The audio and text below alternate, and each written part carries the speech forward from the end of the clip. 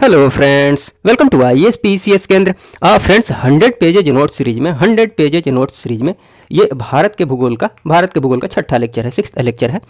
बाकी सारे सब्जेक्ट्स के प्लेलिस्ट के लिंक डिस्क्रिप्शन बॉक्स में दिए हुए हैं, तो आप जाकर बाकी वीडियोज को भी जरूर देख सकते हैं। और इस नोट्स की बात करें तो डिस्क्रिप्शन बॉक्स में टेलीग्राम चैनल का भी लिंक दिया हुआ है, तो आप जाकर उस चैनल का सब्सक्रिप्शन भी ले सकते हैं। इस नोट्स की खास बात यह है कि आप BPSC की तैयारी कर रहे हो या फिर किसी भी स्टेट PCS एग्जाम की तैयारी कर रहे हो, और सिलेबस में जो भी चीज़ें हैं उन चीज़ों को काफ़ी सिंपल और सिस्टमेटिक ढंग से प्रेजेंट किया गया है, जिससे कि चीज़ों को पढ़ने में आपको काफ़ी आसानी होगी और समझने में भी काफ़ी आसानी होगी। कम टाइम में क्वालिटी रिवीजन के लिए ये नोट्स आपके लिए काफ़ी फायदेमंद साबित होगा।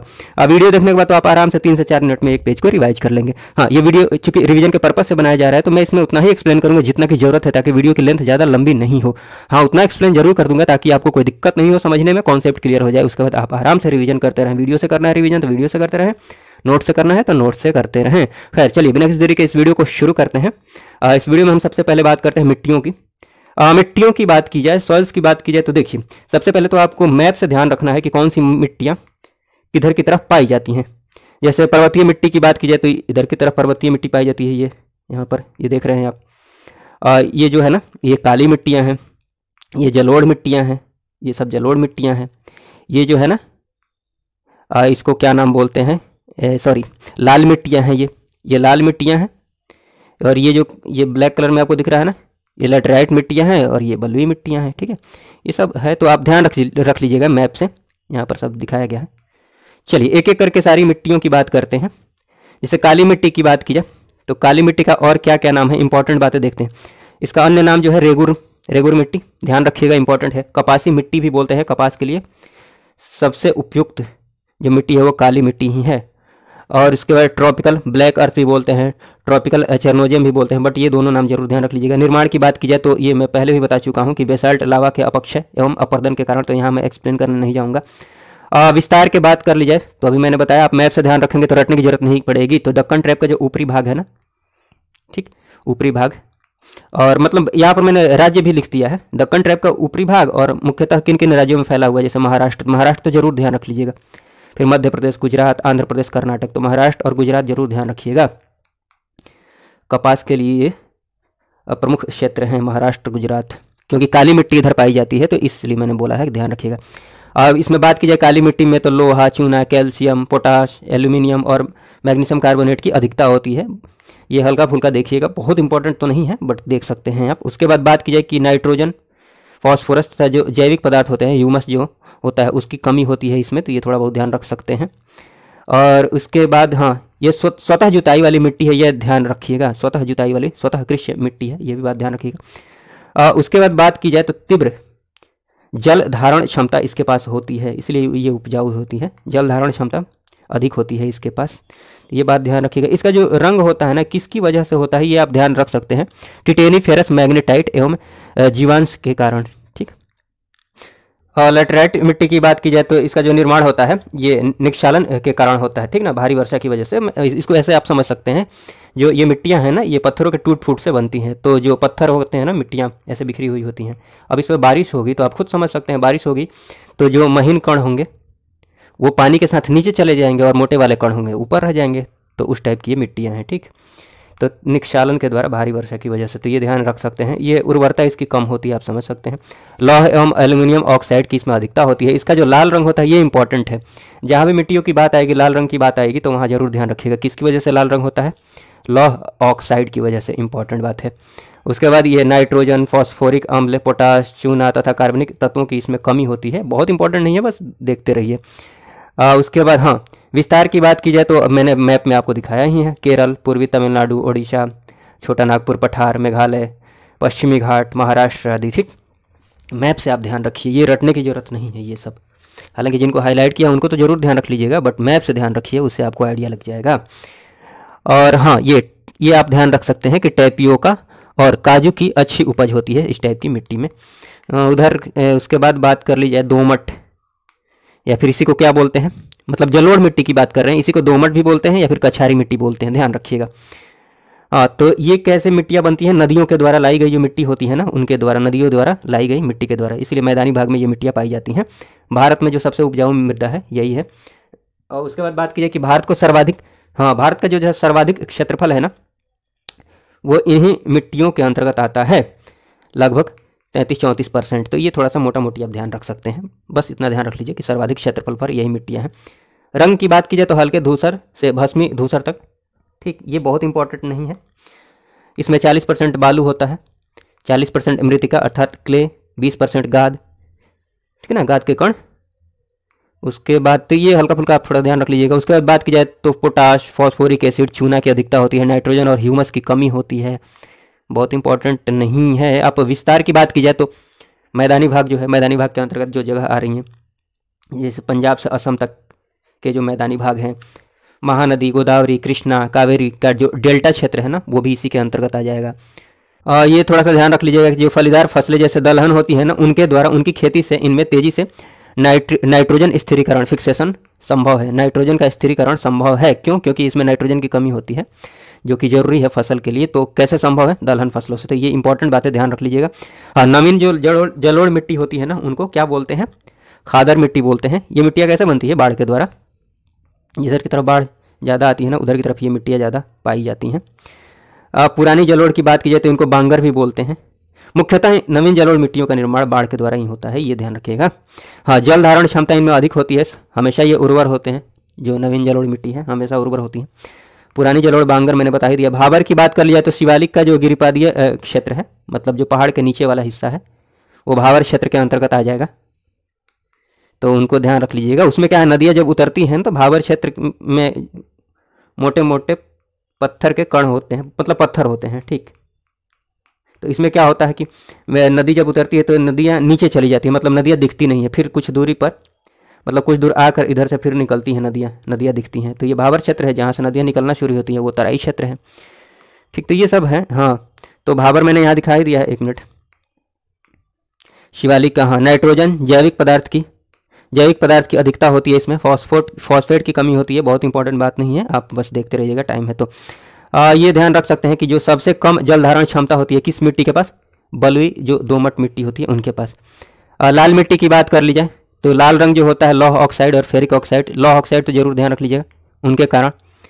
विस्तार की बात कर ली जाए तो पश्चिमी, मैं ये रटने को नहीं बोलूँगा, आप मैप से ध्यान रखिए। हाँ, जिनको हाईलाइट किया है वो जरूर ध्यान रख सकते हैं, जैसे आंध्र प्रदेश, तो पश्चिमी तमिलनाडु, कर्नाटक, दक्षिणी महाराष्ट्र, तेलंगाना, छत्तीसगढ़, उड़ीसा, छोटा नागपुर, पठार, ठीक ना, झारखंड वाला आंध्र प्रदेश। तो आंध्र प्रदेश आप ध्यान रख सकते हैं।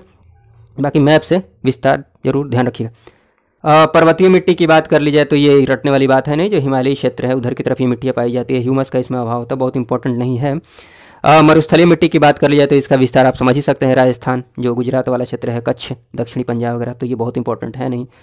करेवा मिट्टी की बात कर ली जाए तो जाफरान, ये इंपॉर्टेंट बात है कि जाफरान अर्थात केसर का जो उत्पादन होता है ना, उसके लिए उपयोगी है। कश्मीर, हिमालय जो है ना, उधर की तरफ ये मिट्टियाँ पाई जाती है, तो इंपॉर्टेंट बात है ये। केसर की खेती भी किधर होती है? केसर के लिए जो प्रसिद्ध है जम्मू कश्मीर, ये भी बात इंपॉर्टेंट है, मिट्टी भी ध्यान रख लीजिएगा।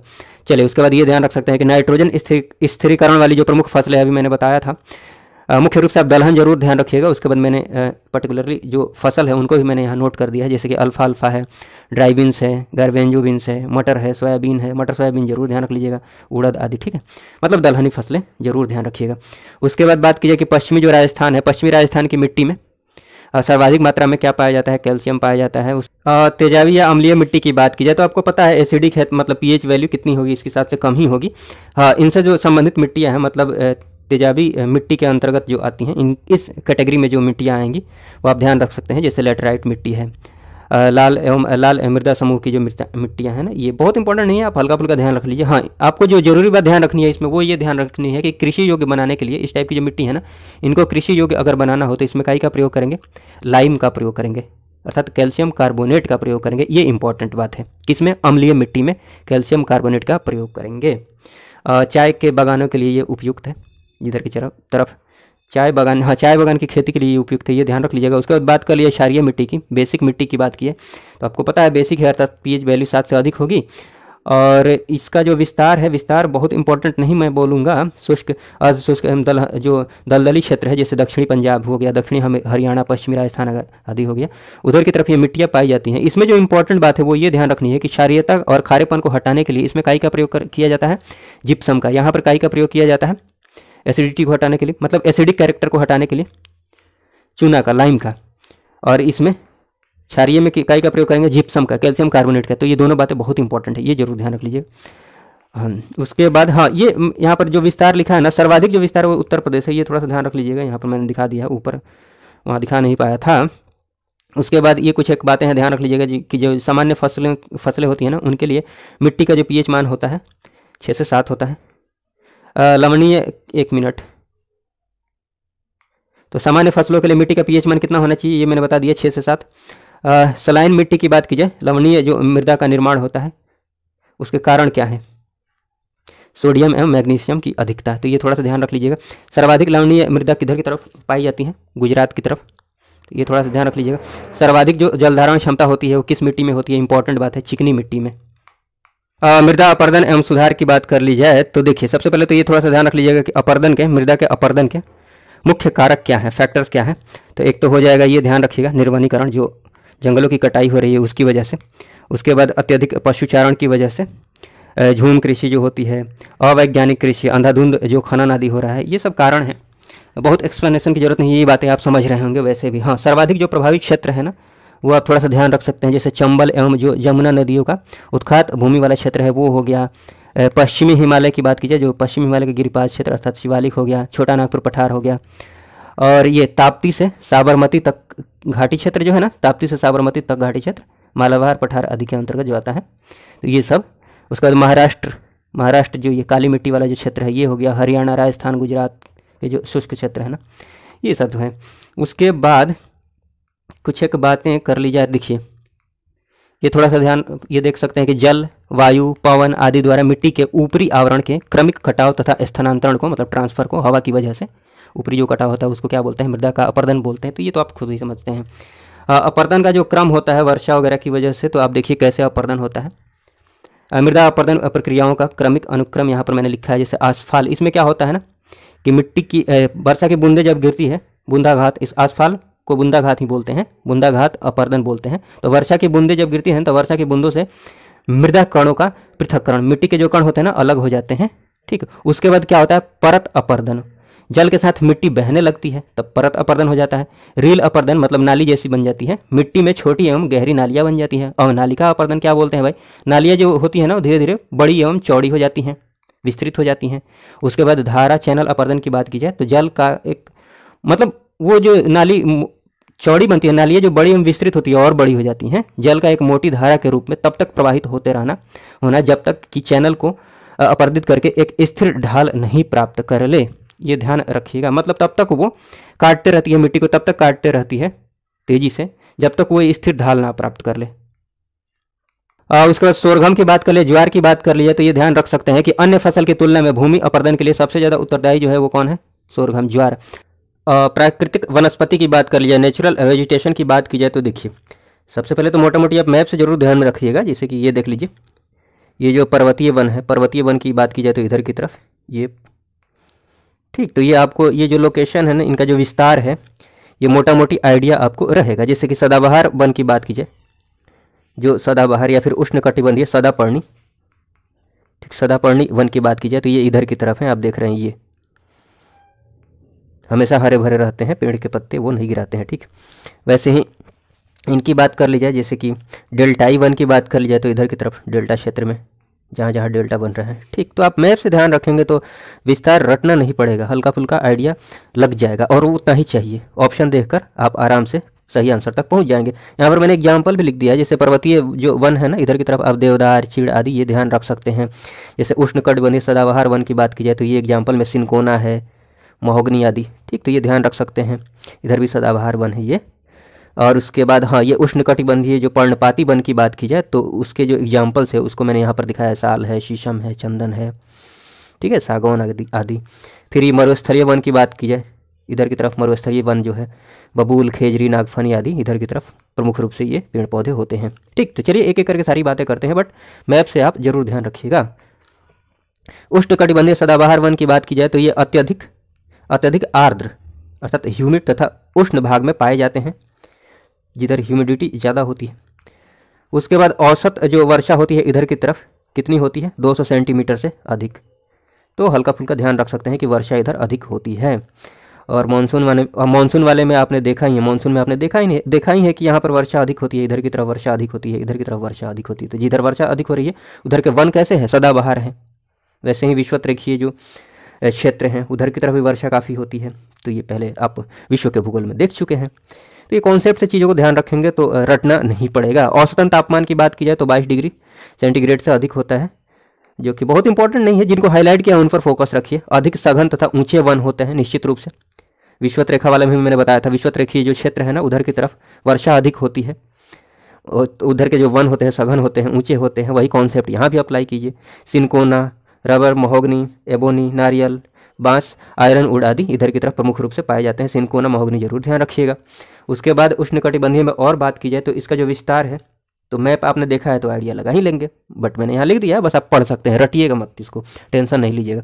असम, केरल, पश्चिम बंगाल, मेघालय, त्रिपुरा, मणिपुर, मिजोरम, अंडमान और निकोबार, ठीक उधर की तरफ वर्षा होती है। मैंने दिखाया नहीं है बट आप समझ जाएंगे उन बातों को। पश्चिमी तटीय मैदान, आर्द्रता कितनी होती है, 70% से अधिक। तो ये थोड़ा सा ध्यान रख सकते हैं, आर्द्रता काफ़ी होती है, ह्यूमिडिटी काफ़ी होती है। उष्णकटिबंधीय पर्णपाती वन की बात की जाए, या फिर उसी को मानसूनी वन बोलते हैं, जो समय पर पत्तियों को भी गिराते हैं। और देखिए इनको दो भागों में वर्गीकृत किया जा सकता है। एक तो हो जाएगा उष्णकटिबंधीय आर्द्र पर्णपाती वन। आर्द्र के अंतर्गत कौन से आ जाएंगे, ह्यूमिड के अंतर्गत, जहाँ पर वर्षा 70 से 200 सेंटीमीटर तक होती है। और उष्णकटिबंधीय जो शुष्क पर्णपाती वन है वहाँ पर वर्षा थोड़ी कम होती है, 70 से 100 सेंटीमीटर, यहाँ 200 सेंटीमीटर तक वर्षा हो सकती है, उधर की तरफ होती है, ठीक है। बट आपको ज़्यादा टेंशन लेने की जरूरत नहीं है। ये जो कैटेगराइज करके लिखा हुआ है ये ना भी ध्यान में रखते हैं तो चलेगा। डायरेक्ट याद रखिए कि उष्णकटिबंधीय पर्णपाती वन जो है ना, इधर की तरफ जो प्रमुख रूप से पेड़ मिलेंगे, वन मिलेंगे, वो साल, सागौन जिसको टीक बोलते हैं, शीशम, चंदन, आम, पलाश, ठीक। हाँ, इतना ध्यान रखिएगा। और यह मैंने दिखाया है, ये सागौन का मैंने दिखाया कि सर्वाधिक आपको मध्य प्रदेश में 50% मध्य प्रदेश में ये मिलता है, तो जरूर ध्यान रखिएगा। जिनको हाईलाइट किया है ये जो फैक्ट है ना, ये जरूर ध्यान रखिएगा। इनके विस्तार की बात कर ली जाए तो पश्चिमी घाट का जो पूर्वी ढाल होता है, पश्चिमी घाट की बात की जाए तो इधर पश्चिम में तो बहुत वर्षा होती है, इधर सदाबहार मतलब सदापर्णी या फिर सदाबहार वन पाए जाएंगे। लेकिन इधर की तरफ कौन से वन मिलते हैं आपको, उष्णकटिबंधीय पर्णपाती वन मिलेंगे, ठीक, कम वर्षा होती है इधर। पश्चिमी घाट का पूर्वी ढाल हो गया प्रायद्वीपीय पठार के जो वर्षा वाले भाग हैं, जहाँ पर वर्षा वगैरह होती है। बिहार, यूपी के जो मैदानी भाग हैं, भाबर, तराई क्षेत्र आदि, ठीक, इधर की तरफ ये उष्णकटिबंधीय पर्णपाती वन पाए जाते हैं। मरुस्थलीय वन की बात की जाए तो यहाँ तो वर्षा बहुत कम होती है, 70 सेंटीमीटर से भी कम। तो ये मोटा मोटी ध्यान रखिएगा। दक्षिणी पश्चिमी जो पंजाब है, हरियाणा वाला क्षेत्र है, उधर की तरफ ये वन आपको मिलेंगे। राजस्थान, गुजरात हो गया, ठीक ना, ये सब जो प्रमुख रूप से वन मिलेंगे आपको, बबूल, खेजरी, नागफनी, खजूर आदि के, ठीक, ये सारी चीज़ें हैं। डेल्टाई वन की बात की जाए तो डेल्टा क्षेत्र में, जिसका अन्य नाम क्या है, मैंग्रोव, दलदली अथवा ज्वारीय वन भी डेल्टा क्षेत्र में ये मिलेंगे। और ये वृक्ष आपको इंपॉर्टेंट है, ध्यान रखिएगा, सुंदरी वृक्ष इधर की तरफ पाए जाते हैं डेल्टाई क्षेत्र में। पर्वतीय वन की बात कर ली जाए तो देखिए ये हाइट के अकॉर्डिंग मैंने दिखाया है, हाइट के अनुसार मैंने दिखा दिया है। 1000 मीटर से लेकर 2000 मीटर तक की बात की जाए तो ये जो वन होते हैं ना, शीतोष्ण टाइप के ऊंचे एवं घने वन होते हैं। एग्जाम्पल के रूप में ओक, चेस्टनट, हल्का फुल्का ध्यान रखिए। 2000 से 3000 मीटर की बात की जाए तो आर्द्र शीतोष्ण वाले वन मिलेंगे, जैसे घुमावदार। और एग्जाम्पल में के रूप में ओक, चीड़, सिल्वर, फर, स्प्रूस, संगोल, ठीक, ये सारी चीज़ें हैं। 2800 मीटर से लेकर 4000 मीटर तक लगभग अल्पाइन वन पाए जाते हैं। एग्जाम्पल के रूप में सिल्वर है, फर है, चीड़ है, बर्च है, रोडोड्रोन है, देवदार है, ठीक। ये जरूर ध्यान रखिएगा। जो देवदार है ना, पश्चिमी हिमालय में पश्चिम की तरफ 1500, ध्यान रखिएगा, 1500 मीटर से लेकर 2500 मीटर तक इतनी ऊंचाई तक ये मिल जाते हैं। और ये ध्यान रखिएगा, सर्वाधिक ऊंचाई पर समुद्र तल से बात की जाए तो, समुद्र तल से मापते हैं तो सर्वाधिक ऊंचाई पर पाए जाने वाले ये वन है देवदार। तो ये जरूर ध्यान रखिएगा, इंपॉर्टेंट है, ठीक है। उसके बाद भोजपत्र की बात की जाए तो ये भोजपत्र वाले जो वृक्ष मिलते हैं हिमालय में मिलते हैं, ये ध्यान रखिएगा। ब्यूटिया मोनोस्पर्मा की बात की जाए, जिसको ढाक या पलाश के नाम से जानते हैं इसको, और किस नाम से जानते हैं, जंगल की आग, ध्यान रखिएगा। जंगल की आग किसको बोलते हैं, ब्यूटिया मोनोस्पर्मा को। खेजरी की बात की जाए तो ये सामाजिक जो वानिकी होती है ना, सोशल फॉरेस्ट्री, उसमें प्रयुक्त बहुउद्देशीय ये वृक्ष है। और ये इसको मरुस्थल का राजा बोला जाता है, किसको, खेजरी को, इंपॉर्टेंट है, ध्यान रखिएगा। लीसा की बात की जाए तो लीसा किससे प्राप्त होता है, चीड़ के वृक्ष से, चीड़ के वृक्ष से प्राप्त होता है। और ये विरोजा तथा तारपीन का तेल बनाने में प्रयुक्त होता है। फर्न की बात की जाए तो फर्न पौधे में बीज नहीं होते हैं, फूल भी नहीं होते हैं, बीज और फूल नहीं होता है किसमें, फर्न में, ये ध्यान रख सकते हैं। आर्थिक दृष्टि से देखा जाए तो जो महत्वपूर्ण वृक्ष हैं, वन है, सागौन है, शीशम है, साल है, रोजवुड है, देवदार है, चीड़ है, पाइन, स्प्रूस आदि, ठीक, ये सारी चीज़ें हैं। उसके बाद चलिए बहुउद्देशीय नदी घाटी परियोजना की बात कर ली जाए तो सबसे पहले बात करते हैं नर्मदा घाटी परियोजना, ठीक है। अब इसके अंतर्गत देखिए दो परियोजनाओं का आप जरूर ध्यान रखिएगा विशेष रूप से। एक तो है सरदार सरोवर परियोजना जो किस नदी पर है, नर्मदा नदी पर, कहाँ पर, गुजरात में, गुजरात के नौगांव में है। और इससे जो लाभान्वित होने वाले राज्य हैं वो कौन कौन से हैं, मध्य प्रदेश, सबसे ज़्यादा मध्य प्रदेश लाभान्वित होता है, सर्वाधिक, ध्यान रखिएगा।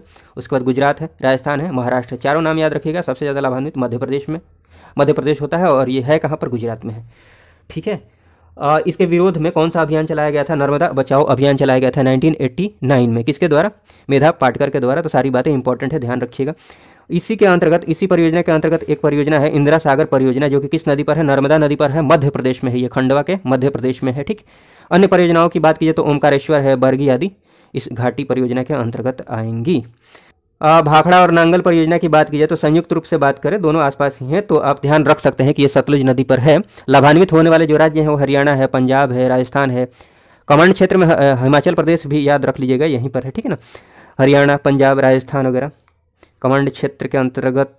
कमांड क्षेत्र किसके कमांड क्षेत्र में आते हैं, हरियाणा, हिमाचल प्रदेश, सॉरी हरियाणा बोल दिया क्या, हिमाचल प्रदेश, हरियाणा, पंजाब, राजस्थान। इसके बाद बात की जाए तो इसके, हाँ, ये जलाशय और झील की बात कर ली जाए तो ये झील है, कौन सा झील है जो बना हुआ है इनकी वजह से, गोविंद सागर झील, हिमाचल प्रदेश में ये आपको पड़ेगा, कृत्रिम है, बनावटी है इनकी वजह से, ठीक। तो ये जरूर ध्यान रखिएगा। भाखड़ा अभी मैंने बताया ना हिमाचल प्रदेश में है, और नांगल की बात की जाए तो पंजाब में है, ठीक, इसलिए कमांड क्षेत्र हिमाचल प्रदेश के कमांड क्षेत्र में भी आता है। चलिए बाकी बात कर ली जाए तो, हाँ, भाखड़ा नांगल की बात की जाए तो देखिए भारत की सबसे बड़ी बहुउद्देशीय परियोजना है, विश्व का सबसे ऊंचा जो गुरुत्वीय बांध है वो यही बांध है। उसके बाद बात की जाए तो कृष्णराज सागर बांध की बात की जाए तो देखिए कृष्णराज सागर बांध की बात की जाए तो ये कावेरी नदी पर है, कहाँ पर, कावेरी नदी, शिव समुद्रम, कर्नाटक के शिव समुद्र में कावेरी नदी पर यह है कृष्णराज सागर बांध। उसके बाद बात कर ली जाए, ये जो है ना दूसरा सबसे पुराना, ध्यान रखिएगा, दूसरा सबसे पुराना जल विद्युत उत्पादन संयंत्र कहाँ पर है, इसी बांध। इसकी स्थापना कब हुई थी, 1902 में। भारत का दूसरा सबसे पुराना, पहला कौन सा है, ये दार्जिलिंग में है, 1897 में इसको स्थापित किया गया था दार्जिलिंग में, सिद्रापोंग। तो ये इंपॉर्टेंट बात है, दोनों ध्यान रखिएगा। नागार्जुन सागर की बात की जाए तो ये कृष्णा नदी पर है, ठीक है, कहाँ पर, आंध्र प्रदेश और तेलंगाना की सीमा पर। चंबल घाटी परियोजना की बात की जाए तो चंबल नदी पर है। लाभान्वित होने वाले जो राज्य हैं वो मध्य प्रदेश, राजस्थान है। हाँ, इसके अंतर्गत और कौन कौन सी परियोजनाएं हैं तो ये ध्यान रख लीजिएगा। गांधी सागर बांध है, कहाँ पर, मध्य प्रदेश में है।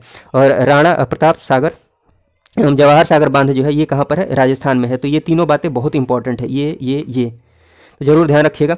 हीराकुंड बांध की बात कर ली जाए तो ये ओडिशा में है, महानदी पर है और विश्व का सबसे लंबा बांध है, ठीक है। टिहरी बांध की बात कर ली जाए तो ये ध्यान रखिएगा, भागीरथी नदी अर्थात गंगा और भिलंगना नदी के संगम पर है और देश का सबसे ऊंचा बांध है ये, ठीक है।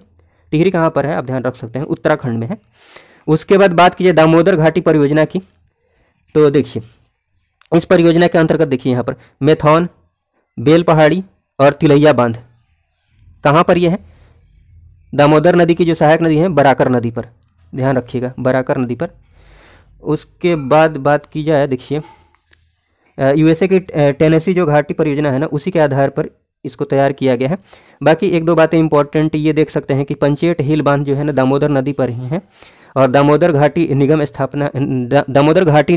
की स्थापना कब हुई थी, 1948 में, 1948 में। और रिहंद परियोजना की बात कर ली जाए तो इसका अन्य नाम क्या है, गोविंद वल्लभ पंत सागर परियोजना। ये जरूर ध्यान रखिएगा, रिहंद नदी पर है, ये नाम से पता चल रहा है। कहाँ पर है, उत्तर प्रदेश में है, उत्तर प्रदेश के सोनभद्र में है। चुक्का बांध परियोजना की बात की जाए तो इसकी स्थापना भारत और भूटान के सहयोग से हुई थी और ये किस नदी पर है, वांगचू या फिर इसको रैदक नदी बोलते हैं, रैदक नदी पर है, ठीक, कहाँ पर है, ये भूटान में। और देखिए उसके बाद तुलबुल नौवहन परियोजना की बात की जाए तो झेलम नदी पर है, जम्मू एंड कश्मीर में। इसका नाम जो है देखिएगा तुलबुल नौवहन परियोजना भारत के द्वारा और वुलर बैराज पाकिस्तान के द्वारा इसका नाम रखा गया है, ठीक। तो ये थोड़ा सा ध्यान रख सकते हैं, पाकिस्तान में इसको वुलर बैराज बोलते हैं, तुलबुल नौवहन परियोजना भारत में। विवादित परियोजना है क्यों कि किसके बीच में है, भारत और पाकिस्तान के मध्य है, तो ये थोड़ा सा ध्यान रख सकते हैं। मयूराक्षी परियोजना की बात की जाए तो ये मयूराक्षी नदी पर है, तो ये तो आप आसानी से ध्यान रख सकते हैं। लाभान्वित होने वाले जो राज्य हैं पश्चिम बंगाल, झारखंड है। उसके बाद चलिए, उसके बाद बात कर ली जाए कुछ और एक परियोजनाओं की, और वो है कहाँ पर। इडुक्की बांध की बात की जाए तो पेरियार नदी पर केरल में है। मेट्टूर परियोजना की बात की जाए तो कावेरी नदी पर तमिलनाडु में है। पोचमपाद की बात की जाए तो ये गोदावरी नदी पर है, तेलंगाना में। जायकवाड़ी परियोजना की बात की जाए तो गोदावरी महाराष्ट्र में, मतलब गोदावरी नदी पर है, महाराष्ट्र में।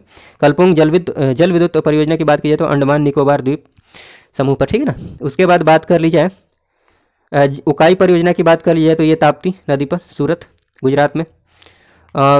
कालगढ़ बांध की बात की जाए तो रामगंगा नदी पर है। तवा परियोजना की बात की जाए तो तवा नदी पर है, मध्य प्रदेश में।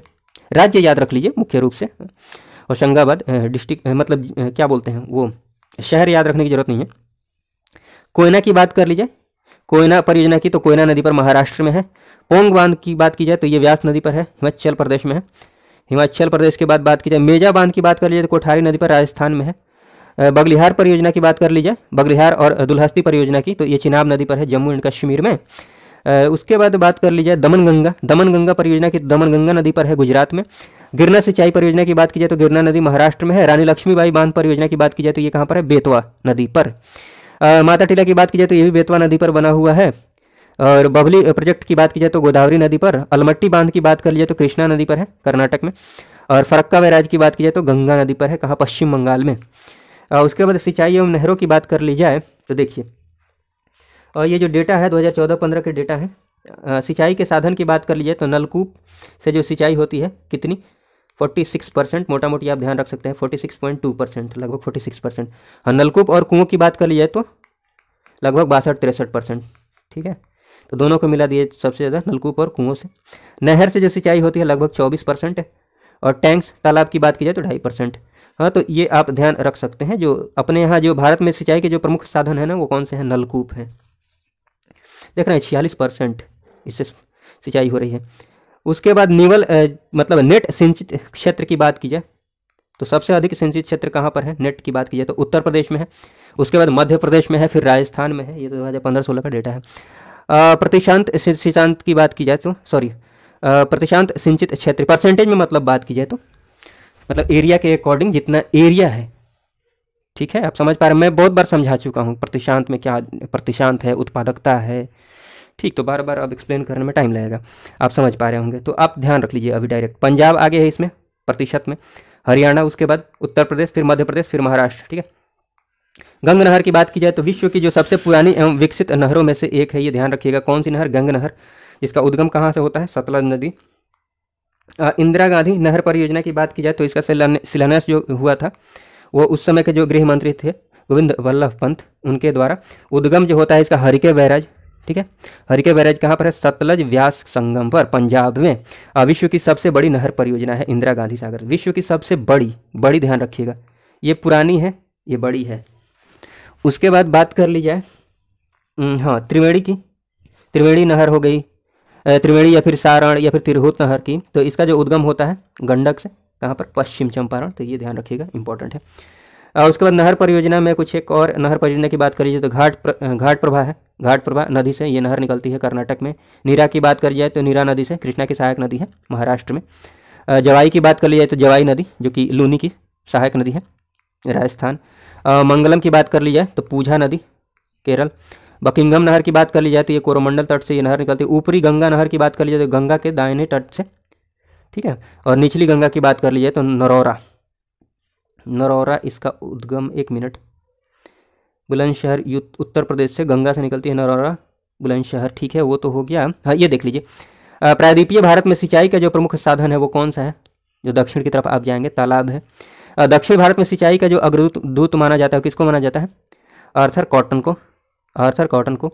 हाँ, बहुउद्देशीय परियोजना आधुनिक भारत का मंदिर है, किसने बोला था, पंडित जवाहरलाल नेहरू ने। तो ये इंपॉर्टेंट बात है, ध्यान रखिएगा। कृषि की कुछ एक इंपॉर्टेंट बात कर ली जाए, देखिए भारत में कृषि का जो योगदान है मोटा मोटी आप ध्यान रख सकते हैं कैसे कि जीविकोपार्जन का साधन समझा जाता है अपने यहाँ, केवल जीविकोपार्जन का साधन समझा जाता है कृषि को।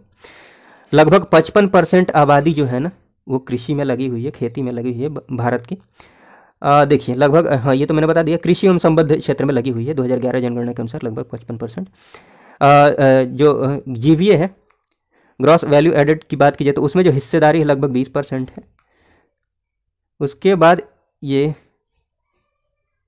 हाँ ये देख लीजिए, Govind Vallabh Pant agricultural university, Govind Vallabh Pant agricultural university की बात करिए तो देश का प्रथम कृषि विश्वविद्यालय है, 1960 में इसकी स्थापना हुई थी। उत्तर प्रदेश कृषि विश्वविद्यालय जो पंतनगर में है, जो पंतनगर उत्तराखंड में, बाद में इसका नाम क्या हो जाता है, गोविंद वल्लभ पंत कृषि एवं प्रौद्योगिकी विश्वविद्यालय। फसल के कुछ टाइप्स की बात कर ली जाए तो ये युग्म पैदावार है जिसको डबल क्रॉपिंग बोलते हैं। इसमें क्या होता है कि दो या दो से अधिक फसल एक ही भूमि पर, भूमि एक ही है, एक ही भूमि पर एक ही फसल वर्ष में उगाना, ठीक है।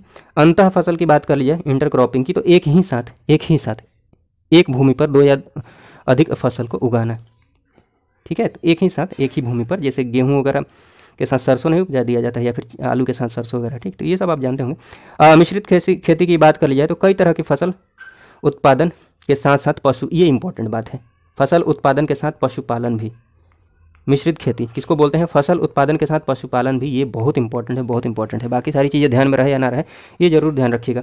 उसके बाद एनपीके, नाइट्रोजन, फॉस्फोरस, पोटेशियम की बात कर लीजिए, उर्वरक की बात कर रहा हूँ मैं। उपभोग की दृष्टि से देखा जाए तो सर्वाधिक जो उपभोग 2019-20 के डेटा के अकॉर्डिंग देखा जाए तो उत्तर प्रदेश में हुआ है, फिर महाराष्ट्र है, फिर मध्य प्रदेश, टॉप वाला याद रखिए उत्तर प्रदेश, फिर पंजाब, कर्नाटक है।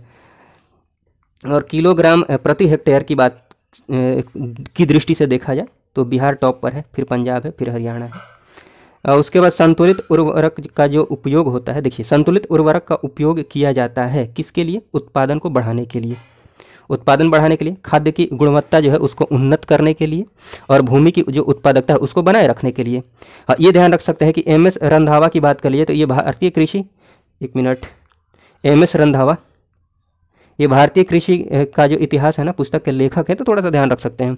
उसके बाद कुछ एक इंपॉर्टेंट बातें हैं, इनको देख लीजिए। जैसे भारत में जो कृषि पारिस्थितिकी क्षेत्र है, एग्रो इकोलॉजिकल जो रीजन्स हैं, ठीक है ना, नेशनल ब्यूरो ऑफ सॉइल्स जो सर्वे है उनके अनुसार देखा जाए तो कितने हैं टोटल, नंबर ध्यान रखिएगा 20।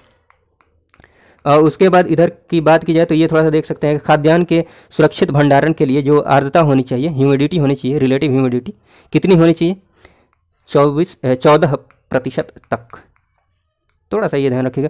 और ठेकेदारी कृषि की बात करिए, कॉन्ट्रैक्ट फार्मिंग की बात कर ली जाए तो इसको लागू करने में जो अग्रणी राज्य है वो कौन सा राज्य है, पंजाब। हरी खाद वाली जो फसलों में नाइट्रोजन की मात्रा है, एक मिनट, हरी खाद वाली फसलों में नाइट्रोजन की मात्रा सबसे अधिक किसमें इंपॉर्टेंट है, थोड़ा सा ध्यान रखिएगा। एक मिनट भाई क्या हो रहा है, तो ये है, हाँ बोड़ा जिसको लोबिया बोलते हैं, उसके बाद सनई है, फिर ढैंचा है, फिर ग्वार है। उसके बाद ये थोड़ा सा देख लीजिए, जोत का जो प्रकार है ना, ये मैं पहले भी बता चुका हूँ। और आकार की बात कर लीजिए तो सीमांत जोत के अंतर्गत कौन से किसान आते हैं, जिनके पास 1 हेक्टेयर से कम की भूमि हो, लैंड होल्डिंग कैपेसिटी की बात की जा रही है, 1 हेक्टेयर से कम है तो सीमांत जोत, और भारत में सबसे अधिक यही है। लघु जोत की बात इसके अंतर्गत सबसे अधिक आते हैं, मतलब किसान। लघु जोत की बात कर ली जाए तो 1 से 2 हेक्टेयर जिनके पास लैंड होल्डिंग हो। उसके बाद मध्यम जोत की बात कर ली जाए तो 2 से 10 हेक्टेयर जिनके पास ज़मीन हो। बृहद जोत की बात कर ली जाए तो जिनके पास 10 हेक्टेयर से अधिक लैंड होल्डिंग हो, ठीक है। तो ये सारी बातें हैं, बाकी सारी बातें नेक्स्ट वीडियो में कर लेंगे। इस वीडियो की लेंथ ज़्यादा लंबी हो जाएगी, इसलिए इस वीडियो को देखने के लिए आपका बहुत बहुत धन्यवाद। जय हिंद, जय भारत।